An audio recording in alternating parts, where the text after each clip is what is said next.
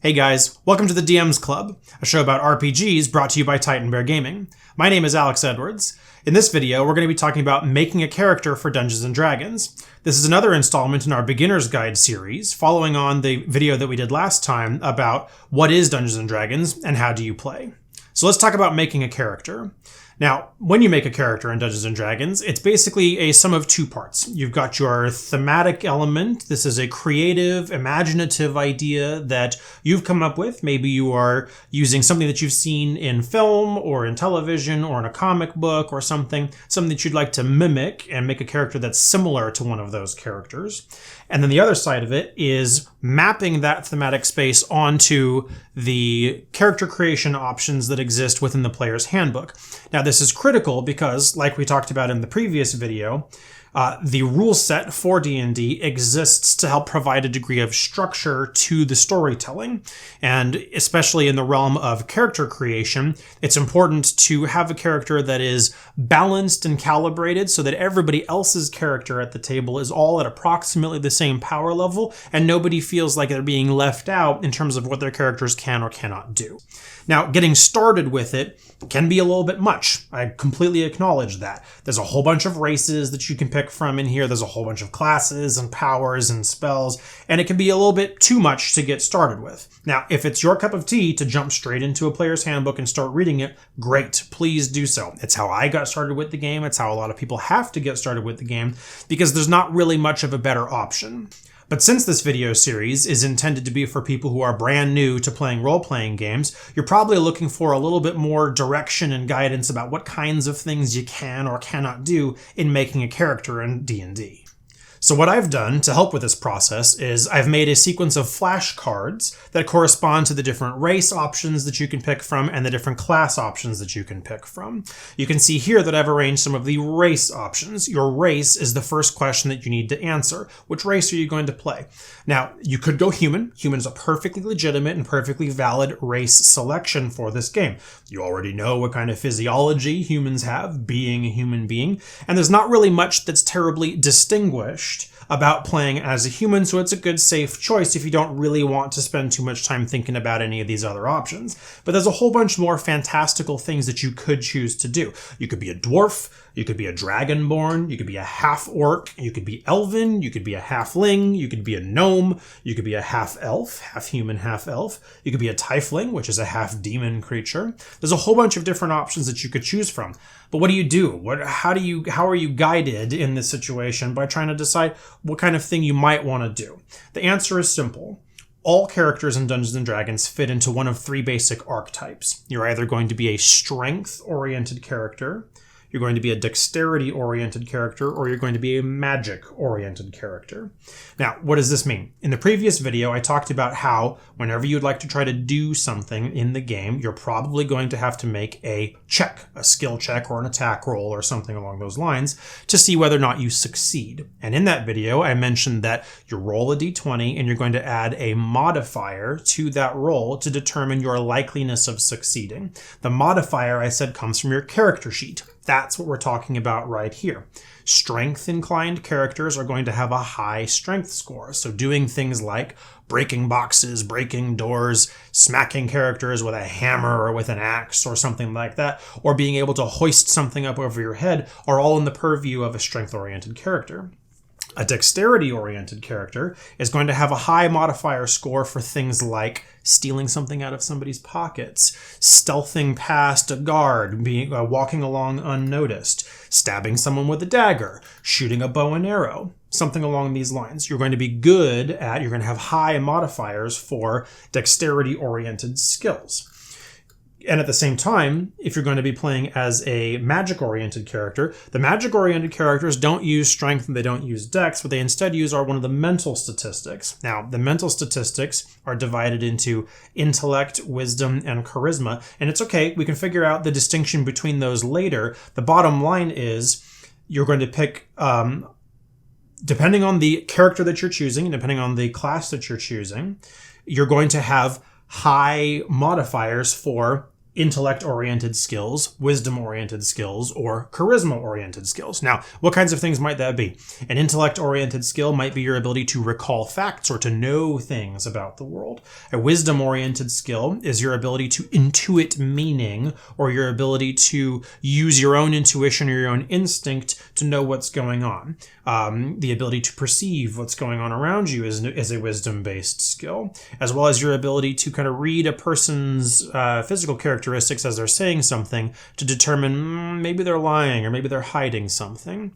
And charisma is a little more obvious one. You can persuade people into doing things, or you can intimidate people into doing things. So like I said, when you're picking your character, picking your race, picking your class, it's all going to come down to the fundamental distinction of, are you going to be a strength-oriented character, a dexterity-oriented character, or a magic-oriented character? Now, I've made this grid out of my flashcards here, but honestly, you don't have to pick a dwarf character to be a strength character. You could be human and be a strength character. You could be halfling and be a strength character. It makes things a little bit more complicated, but you could do so if you want. It's a perfectly legitimate thing to do. This is the beautiful thing about playing Dungeons & Dragons, is you can really do whatever you'd like. And fortunately, the 5th edition rule set, as it exists, allows you to take these kinds of freedoms. You don't have to go with something that is numerically the very best at one particular thing. You can play something that's more all around of a character option. Now, there's additional implications that come from the race option that you select. For example, humans, you already understand a human physiology, being a human being. There's not really anything that's terribly interesting or fancy about them. However, if you were to go with a dragonborn, you would have scales, and you would have a tail possibly, and you would distinctly have a breath weapon. You'd be able to hurl a fireball onto somebody, or to shoot a lightning or ice or poison at them based on the kind of dragon that you came from. Conversely, if you go with a gnome, you're going to be much smaller in stature, down to more like the 3-foot tall range and maybe 30 pounds in weight, so you can fit into much smaller spaces. It makes you move a little bit slower, but that's okay. It's not that big of a deal.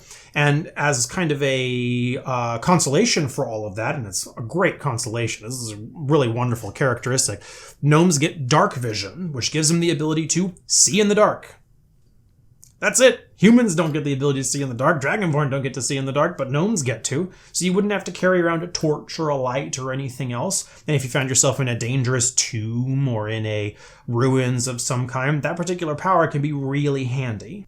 Now, there are more options than just the ones that are listed here. I just made this nice 3x3 grid to help display some of the possibilities. But the thing that you got to take away from this is that all characters in the game are going to be one of the 3 basic archetypes: a strength-oriented character for smacking things with weapons, a dexterity-oriented character to be a little sneakier and to use more of a finesse-oriented weapon, or a magic-oriented character that are going to focus on their brain-oriented stats. Now, once you pick your race, you also have to pick a class. This is also going to be from the list of available classes that are in the player's handbook. And what your class basically does for you is it defines the set of powers that your character is going to have access to. Maybe you want to be someone that can use nature magic. You want to summon vines and summon spirit animals that can then fight for you or with you. And maybe you'd like to be able to heal people. Or perhaps you want to be a dreadfully proficient weapons fighter that can use any weapon anywhere with lethal efficiency and can take on anybody in a duel. It's these kinds of things that are the questions that you're going to try to answer by picking your class. So here I've changed out the flashcards that I'm using. These are the class flashcards now instead of the race flashcards, but I have them divided into approximately the same style. Our 3 archetypes: strength archetype, dexterity archetype, and magic archetype. Now, like I was mentioning, the class that you pick is going to dictate the kinds of powers you've got. And so there does need to be a little bit of explanation about what each of these guys is particularly good at. Now, again, this is not the complete list of all classes. You got to go to the player handbook in order to see the complete list of classes. If you're going to download the flashcards, I'm going to make these flashcards available. I have one for all of the different classes. So you could start there if you wanted. But each of these different classes is good at something or is thematic in some kind of way. For example, on the strength end of things, a barbarian is a primitive that goes into a ferocious rage and cuts people in half on the battlefield and really great muscles and, cool stuff like that. Whereas a fighter is a little more composed, but is much more weapons-oriented, training-oriented. Heavy armors maybe might come from some kind of military college or something like that. And a paladin is a holy warrior, similar to a fighter, but has a distinctly religious bent. A paladin also gets the ability to cast a little bit of magic through their god. On the dexterity end of things, you've got a rogue, which is your bread and butter thief. It's your sneaky, steely stuff. It's daggers, hand crossbows, maybe even bows and arrows. And their major feature is the ability to sneak attack, to get the drop on their opponent when they attack them coming from out of the shadows. A monk, martial artist. You're going to be able, think of like a Bruce Lee style monk, being able to hit a whole bunch, as well as focusing on kind of the purity of soul and purity of spirit. The Ranger is more like an Aragorn style character from Lord of the Rings. Bows and arrows, maybe you're going to go beast mastery inclined, more of a woodsman avenue. These are the dexterity archetype character. And then as some of the possibilities for magic, there's a whole bunch of possibilities for magic characters in the game, but we've got the Bard, which takes a more distinctly musical bent to magic, be able to cast spells by playing music or by singing songs or something to that effect. A druid that channels more of a nature magic, being able to evoke grasping vines and transforming into bears or dinosaurs or anything crazy like that. You wield the powers of magic as a druid caster. Or as a bread and butter wizard, where you devote your life to the study of magic and trying to find magic anywhere that it exists. You have the ability to cast a whole bunch of different magic using your spell book. It's wizard is like the bread and butter as far as the casting class goes. So like I was mentioning about your race, the class selection that you're going to pick is going to be a complement to the archetype that you're going to choose from: strength, dexterity, or a casting style archetype. Now you're probably thinking to yourself that you've got a couple of ideas of which kinds of classes you might be interested in playing. So the next step for you is to go into the player's handbook and start reading about those different classes. It's really the only way that you can get a good feel for what kinds of powers and what kinds of definition each of the classes for D&D actually has. Now, when you're in the class definitions, you're going to see that each class has a class table associated with it. And it's fairly easy to read. It basically shows you a breakdown of levels 1 through 20 of what kinds of powers your class is going to get at each of those levels. And if you're a magic caster, you're also going to have a magic table that's associated with it. The magic table might look a little bit complicated at this point, but don't worry, that's going to be one of my next videos. It's doing an explicit video on how to read and how to make sense of the magic tables for any of you magic caster classes out there. So I highly recommend taking a look at a couple of classes and trying to narrow down which ones you might be interested in. Now, you're probably going to find that as you're going through this process of coming up with ideas of which races and classes that you might want to go for, you're probably going to be a little bit iterative in this process and decide that, oh, you actually really like the sound of a barbarian. And so instead of playing a halfling, you're instead probably going to want to look at a dragonborn. And that's cool. That's fine. It's not you've written anything in stone. You can go back and you can change any of your details. It's really no big deal. And if push comes to shove, if you find yourself having played one game or two games or whatever at someone's table and you decide that you don't particularly like the character that you're playing, it's cool. You can just switch and play a different character altogether.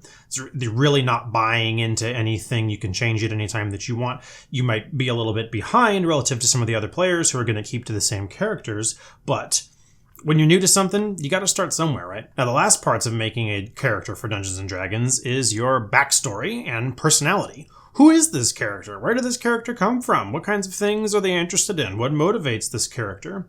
The question that you really want to answer, if you don't want to spend too much time worrying about your backstory, is what is the thing that is motivating your character to go outside and embark on an adventurous journey? That's the bottom line question that your backstory needs to indicate. And it can be as little as one line. It's not that big of a deal. You can let your first couple of levels of play dictate the kind of character that you've got. That's perfectly fine. But you need to be able to answer the question, Why are they outside? Why are they out doing things, risking themselves day in and day out to are they trying to get riches? Are they seeking revenge? Are they trying to gain a name for themselves? Are they motivated by the death of a parent or a family member that they never found out what the cause was or who was responsible, and they're on a quest to determine who the killer was? Any of these options would work perfectly well as a backstory and helps answer the question, why are you outside? Why are you out on an adventuring life? Now, as you're fitting this backstory together, your dungeon master is going to ask you to pick a background, and there's a background section in the player's handbook. I'm not going into it in this case because honestly, most dungeon masters consider the background section to be a fairly fungible piece of your character creation. It only determines a couple of your skill proficiencies and a little bit of flavor text, so it's not that big of a deal. You should be able to work with your dungeon master fairly easily to just pick a background that is going to be best suited for the backstory that you've come up with. So far all that we've talked about is considering the different options that are available for playing different races and what kinds of classes exist, and then picking some kind of character motivations and some kind of personality for your character. But how do you take all this and actually play it at the table? And the answer to that question is you write a character sheet. Now, there's a whole bunch of different options for character sheets. There's the official one that's listed here in the very far back of the player's handbook. Let me grab it for you here. That's this guy. This is the official one, but most DMs are perfectly willing to let you use custom character sheets or separate character sheets or whatever. Just whatever you're looking to do, get it approved by your dungeon master. And when in doubt, use the one that's in the back of the book. Now, I'm not covering filling out the character sheet in this video segment. Think of it as being a worksheet. You're going to sit down with your dungeon master, and your dungeon master is going to have a method by which they like to generate your character's ability scores, as well as feed all the information through this worksheet to determine the final list of modifiers that your character is going to have on their character sheet. So the best thing for you to do is to find a table and work with the DM and find out how the DM wants you to do it. That's really the best thing that you can do. And that's all there is to it. Once you've got your character sheet, you're ready to play. You're probably going to be starting your character at level 1, but as you continue play, your dungeon master will tell you when you have leveled up, and so you'll level your character up to be a more powerful creature and unlock additional abilities and more powerful stuff, and ultimately be able to tell a really great story. Now, before I go, I would be remiss if I did not tell you about one of the great rituals of getting started playing Dungeons & Dragons. And what this is heading to a game store and buying your first miniature and buying your first set of polyhedral dice. Now, fortunately, we have an online store, so you can go buy a miniature, you can buy dice from us directly. We sell things at a really great price, so you can go there. But this is something of a personal thing for you. This is going to be your set of dice. People are a little bit religious about their particular dice, so pick a color, pick a pattern that you're particularly interested in. All that really matters is that you get a set of polyhedral dice. That's all you're really looking for. One set of polyhedral dice will be enough to get you started. Now, you'll probably develop a dice addiction like the rest of us have, where you'll be buying entirely too many sets of dice, and that's cool. Welcome to the party. But honestly, I think that's about it. You're equipped. You're ready to go. Go off. Go play Dungeons & Dragons. You're ready. And remember, anything that you don't feel like you know right now is written down in a book, or you can ask somebody on a forums, or you can ask me directly. I'm perfectly happy to help answer questions that you've got. In fact, I encourage you to ask questions for me to answer them on here. I'm going to be doing a couple more videos that I will associate, if not directly with the beginner's guide, it'll be a loose follow-on to the beginner's guide. Like I said, the next one that I'm going to do is about characters that use magic, because in my experience, the rules that go along with reading the magic table for magic casting characters can be a little bit chewy for brand new players to get started with. So I think I'm going to do another video on that one and release that as a part of this beginner's guide. And then I think I'm also going to do a video on alignment, which is not something that we've talked about here, but is something that I think is worth discussing, and most veteran players will also agree. So I think that covers us for today. Thanks for stopping in. I look forward to seeing you again here at the DMs Club. And until next time, have more fun, would you? It's good for you.